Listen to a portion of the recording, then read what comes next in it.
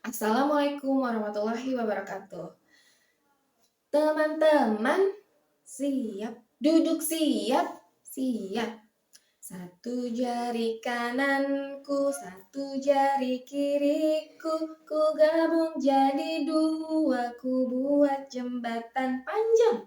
Dua jari kananku, dua jari kiriku, ku gabung jadi empat, ku buat kamera cekret.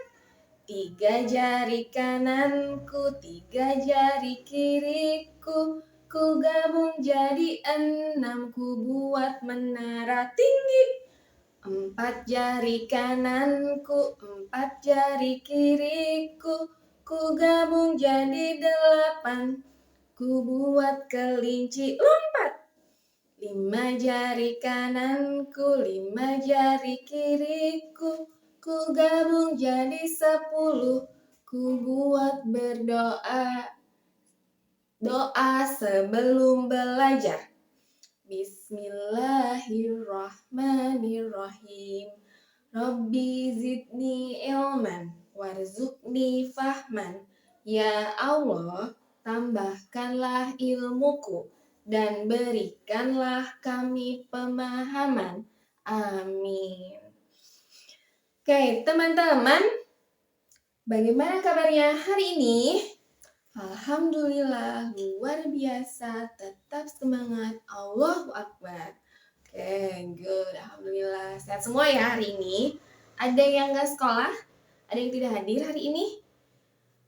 Oh, adik Zizi, ya, Zizi sedang ke Bandung, izin kemarin. Oke, teman-teman, hari ini kita akan melanjutkan materi pembelajaran minggu lalu. Minggu lalu kita sudah belajar tentang sistem peredaran darah pada manusia. Hari ini kita akan belajar tentang gangguan-gangguan sistem peredaran darah pada manusia beserta penyebabnya. Nah, tujuan pembelajaran kita hari ini agar nanti teman-teman itu bisa menganalisis gangguan-gangguan peredaran darah pada manusia itu apa saja. Yang kedua, nanti teman-teman juga bisa memahami ya, bisa mengetahui apa saja penyebabnya gitu kan, penyebab dari gangguan-gangguan sistem peredaran darah manusia. Seperti itu. Nah, oke, ada yang masih ingat apa itu darah? Coba, apa itu darah? Jom, baru minggu lalu kita belajar tentang sistem peredaran darah. Masih ingat darah itu apa? Darah adalah bagian tubuh manusia yang berfungsi untuk mengedarkan oksigen dan sari-sari makanan ke seluruh tubuh. Ya, darah ini tuh komponen penting yang mempengaruhi semua kinerja di dalam tubuh kita, ya. Jadi bagian tubuh atau organ tubuh seperti jantung, pembuluh darah itu harus dijaga kesehatannya. Nah, sekarang Bu ini mau menjelaskan tentang macam-macam gangguan peredaran darah pada manusia. Yang pertama itu ada hemofilia. Ada yang pernah dengar apa itu hemofilia? Hemofilia adalah kelainan yang menyebabkan darah sukar membeku. Jadi hemofilia ini itu juga disebabkan karena kekurangan salah satu faktor pembekuan darah.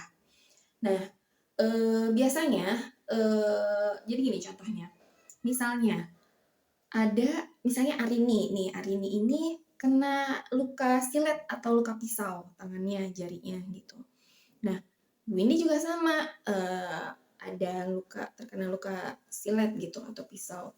Punya Bu ini misalnya tangan Bu ini kasih tisu, kapas atau dicuci, sudah selesai gitu kan darahnya, nggak kenapa-kenapa lagi, paling cuma merah-merah sedikit. Tapi kalau orang hemofilia misalnya ya ini Arini hemofilia, terkena luka sedikit saja itu tuh darahnya tuh ngucur terus, ngalir terus, keluar terus, udah dicuci, udah dikasih tisu, dikapasin, itu biasanya seperti itu ya. Jadi hemofilia ini adalah kelainan darah yang menyebabkan darah sukar membeku. Jadi terus aja si darahnya tuh ngucur gitu. Itu hemofilia ya. Nah, terus selain hemofilia ada juga anemia. Nah, anemia pasti pernah dengar, itu biasanya ada di iklan-iklan vitamin tuh kalau di TV ya. Anemia ini adalah gangguan peredaran darah yang disebabkan karena kekurangan sel darah merah, tubuhnya kurang sel darah merah. Nah, hal ini disebabkan karena seseorang itu biasanya kurang makan makanan yang mengandung zat besi, ya. Ciri-cirinya orang itu tuh biasanya ya lemes, pusing gitu, pucat gitu, cepat capek gitu. Nah, jadi ya, orang yang terkena anemia ini biasanya yaitu harus makan makanan yang mengandung zat besi. Apa saja makanan yang mengandung zat besi itu? Contohnya sayur-sayuran hijau gitu. Jadi teman-teman kalau makan tuh jangan cuma nasi sama ayam goreng aja atau nasi sama nugget sama sosis aja. Harus ada sayurannya ya. Jadi biar tubuh kita ini asupannya tuh seimbang gizinya ya. Terus selain itu juga makanan yang mengandung zat besi itu apa? Bisa kacang-kacangan atau daging-dagingan kayak hati ayam, hati sapi. Suka nggak? Windy suka makan hati ayam, hati sapi. Nah, itu contohnya ya, anemia itu anemia. Atau memang ada orang yang terkena anemia ini dibantunya dengan minum vitamin, tapi lebih bagus sih kita makan yang itu aja yang tadi Bu disebutkan yang mengandung zat besi. Nah, tadi yang pertama hemofilia, gangguan-gangguannya, ada anemia, terus yang ketiga itu ada leukemia.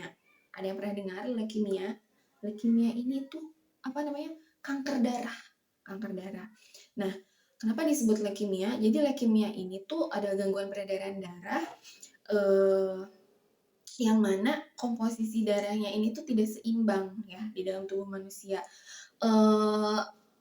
Komposisi tidak seimbang tuh maksudnya jadi sel darah putih itu memproduksi lebih banyak daripada sel darah merah gitu. Jadi kalah sel darah merahnya. Nah, apa namanya, orang yang terkena leukemia ini juga sama, dia itu mudah lelah, pucat gitu kan, pusing. Nah, tapi ditambah dengan tulang-tulangnya lingu katanya, badannya tuh sakit gitu orang yang leukemia itu ya. Kalau gejala pada umumnya yang kurang darah itu yang tadi yang seperti anemia itu kan. Nah, kalau leukemia itu katanya badannya sakit, terus juga lingu. Nah, Bu ini tuh pernah punya saudara yang leukemia. Dia masih 1 tahun waktu itu, anak kecil gitu ya. Nah, dia tuh harus berobat rutin tiap bulan, radioterapi, kemoterapi, terapi obat-obatan itu kasihan banget. Masih kecil ya. Apa namanya? Dan sekarang udah meninggal gitu ya. Jadi memang ini faktor genetik sih kalau kalau apa namanya kalau untuk leukemia. Nanti kita jelaskan lagi faktor genetiknya apa. Kita lanjut dulu ke gangguan sistem peredaran darah berikutnya. Yang pertama tadi ada hemofilia, anemia, leukemia. Sekarang itu ada hipotensi. Nah, apa itu hipotensi? Hipotensi itu adalah gangguan peredaran darah yang disebabkan karena turunnya tekanan darah gitu kan. Kalau yang tadi anemia itu gangguan peredaran darah karena kekurangan sel darah merah, kalau hipotensi ini karena turunnya tekanan darah. Nah, hipotensi ini juga disebabkan oleh sama tadi kurang makanan yang mengandung zat besi, terus hipotensi ini juga bisa karena orang tersebut itu kurang olahraga ya, kurang olahraga. Nah, ciri-cirinya sama kalau orang yang biasanya pada umumnya gitu, ciri-ciri pada umumnya orang yang kekurangan darah tuh biasanya ya tadi pusing, lemas, pucat gitu. Kalau ini hipotensi ketambah adanya apa tuh kaki sama tangan tuh dingin. Nah, ya itu bisa jadi ciri-ciri hipotensi gitu. Oke, selanjutnya yang kelima itu ada hipertensi. Apa hipertensi? Hipertensi itu adalah gangguan peredaran darah yang disebabkan oleh tekanan darah tinggi ya. Teman-teman kalau misalnya ada kakek neneknya atau mungkin tantenya yang sakit darah tinggi, nah itu tuh sama dengan hipertensi istilahnya ya. Nah, kalau tadi hipotensi itu adalah gangguan peredaran darah karena apa namanya? Turunnya tekanan darah. Kalau hipertensi ini gangguan peredaran darah karena naiknya tekanan darah. Nah, ini biasanya kalau misalnya hipertensi ini bisa disebabkan karena orang tersebut misalnya apa namanya kebanyakan makan yang mengandung lemak atau kolesterol gitu, terus juga kebanyakan makanan yang mengandung garam, yang asin-asin. itu kalau orang darah tinggi atau hipertensi itu kebanyakan makan ikan asin atau makanan sup, masakan-masakan yang asin banget gitu, itu tuh bisa langsung memicu mereka jadi terkena hipertensi. Atau bisa juga karena mereka, stres, susah tidur. Nah, orang-orang hipertensi ini tuh mereka emang tidur harus cukup gitu, makanan juga harus harus nggak boleh sembarangan, karena sedikit aja misalnya makan yang asin-asin, yang berlemak-lemak, itu memicu nantinya mereka untuk terkena hipertensi. Nah, hipertensi ini biasanya, gejala-gejalanya itu mereka pusing, terus kadang jantung juga berdebar-debar, jantung tuh berdebar-debar, susah tidur, terus habis itu kalau misalnya tekanan darahnya tinggi gitu kan suka ada, itu mereka bisa aja loh ada yang sampai pingsan ya. Jadi teman-teman kalau ada saudaranya atau keluarganya yang terkena hipertensi diingatkan ya kalau misalnya nggak boleh makan ikan asin kebanyakan misalnya, nggak boleh makan yang pokoknya harus hati-hati kalau orang hipertensi itu, ya. Oke, untuk selanjutnya ada gangguan darah yang dinamakan dengan thalassemia. Apa itu thalassemia? Thalassemia ini adalah gangguan peredaran darah yang disebabkan oleh bentuk sel darahnya itu tuh nggak beraturan katanya. Nah, sama ini juga thalassemia ini juga apa namanya ya ciri-cirinya lemas, pusing, pucat. Kalau ini ditambah dengan sesak nafas dan apa namanya tuh sesak nafas dan turunnya berat badan, dan thalassemia ini juga harus berobat tiap bulan seperti leukemia tadi. Dia tuh berobat tiap bulannya tuh jadi kayak harus transfusi darah. Jadi memang katanya ini tuh thalassemia ini sakitnya tuh sakit jangka panjang gitu. Kasihan ya. Ya jadi yang thalassemia ini tiap bulan tuh harus transfusi darah aja. Katanya sih seperti itu gitu ya teman-teman. Nah, tadi tuh sudah ada 6 ya, udah ada 6 gangguan peredaran darah yang kita bahas. Nah, ya apa saja tadi? Yang pertama itu ada hemofilia, ada anemia, hipotensi, hipertensi, thalassemia, terus satunya lagi, oh ya tadi leukemia ya, kanker darah itu. Oke, ada yang mau ditanyakan dulu sampai di sini? Kalau tidak ada, kita lanjut membahas penyebabnya ya. Penyebabnya tuh apa sih gitu? Bisa terjadinya gangguan-gangguan pada sistem peredaran darah manusia. Yang pertama itu biasanya orang kurang berolahraga. Ketika seseorang tidak berolahraga atau dia kurang olahraga itu bisa menghambat peredaran darah di tubuhnya. Nah, orang yang mageran, yang tiduran aja, yang rebahan aja itu tuh kurang sehat ya. Jadi teman-teman misalnya di sekolah seminggu sekali sudah ada jadwal pelajaran olahraga, weekendnya boleh jalan-jalan lagi Car Free Day, misalnya jalan pagi, jalan kaki. Bu ini juga suka jalan pagi keliling taman kota gitu. Hanya jalan kaki aja, tidak berlari-lari misalnya 10 keliling gitu. Itu memang pegel, memang capek, tapi setelah itu tuh enak gitu, badannya enteng, ringan gitu, jadi seger, jadi fresh lagi. Kalau mau jalan pagi bareng boleh di taman kota ya, weekend biasanya hari Sabtu pagi atau kalau lagi libur tuh pagi jam 6. Terus setelah itu selain kurangnya berolahraga, kurangnya mengkonsumsi makanan yang mengandung zat besi tadi yang sudah kita bahas ya. Sayuran hijau gitu kan, kacang-kacangan, daging-dagingan. Nah, itu pokoknya kita harus seimbang makanan yang bergizinya. Makanan yang mengandung zat besi itu baik untuk darah kan, sistem peredaran darah.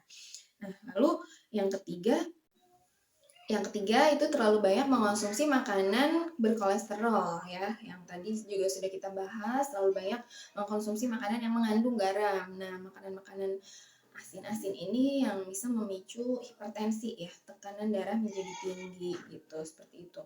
Terus juga penyebab yang berikutnya itu bisa karena yaitu tadi faktor genetik ya, keturunan. Tapi bukan berarti faktor keturunan ini karena misalnya ada anak yang leukemia lalu ibu bapaknya tadinya leukemia juga, tidak seperti itu gitu ya misalnya. Jadi memang itu biasanya kelainan darahnya aja gitu yang tapi bisa jadi memang di anggota keluarga yang lainnya itu ada yang sakit serupa misalnya, tapi bukan berarti faktor genetik atau faktor keturunan itu karena ayah ibunya sakit leukemia, thalassemia, lalu anaknya juga sakit seperti itu, tidak. Ini hanya ada memang hanya ada kelainan di darahnya gitu, yang pada akhirnya seperti itu. Gitu teman-teman. Jelas tidak? Jelas tidak penjelasan Bu Windy tentang gangguan peredaran darah beserta penyebabnya? Nah, kalau tidak ada yang ingin ditanyakan, teman-teman nanti buat kelompok ya. Teman-teman berkelompok 4 orang atau 5 orang per kelompoknya. Nanti teman-teman buatkan tugasnya ya, buatkan diagram alur gangguan peredaran darah manusia ya. Jadi misalnya terjadinya, kan kemarin kita udah minggu lalu kita udah belajar tentang alur sistem peredaran darah manusia. Nah, minggu ini kita tugas untuk teman-teman itu membuat diagram alur gangguan peredaran darah manusia gitu, kayak misalnya hemofilia gimana gitu-gitu lah ya. Diagram, tahu kan bikin diagram gitu ya. Nah, kalau misalnya tidak ada yang ingin ditanyakan, teman-teman kerjakan dulu 15 menit cukup. 15 menit ya, cukup lah. 20 menit, oke lah, boleh 20 menit. Nanti teman-teman selesai mengerjakan itu presentasi ya, per kelompok gitu, dijelaskan alurnya seperti apa, bisa terjadi penyakit, tidak bisa terjadi gangguan darah demikian gitu. Ya, paham ya sampai di sini? Oke. Baik, untuk pembelajaran hari ini Bu ini cukupkan saja. Terima kasih teman-teman atas perhatiannya. Nanti di rumah teman-teman baca lagi, pelajari lagi ya. Karena insya Allah soal ujian juga tidak akan jauh dari yang Bu ini ajarkan di kelas. Oke? Sekali lagi terima kasih. Wassalamualaikum warahmatullahi wabarakatuh.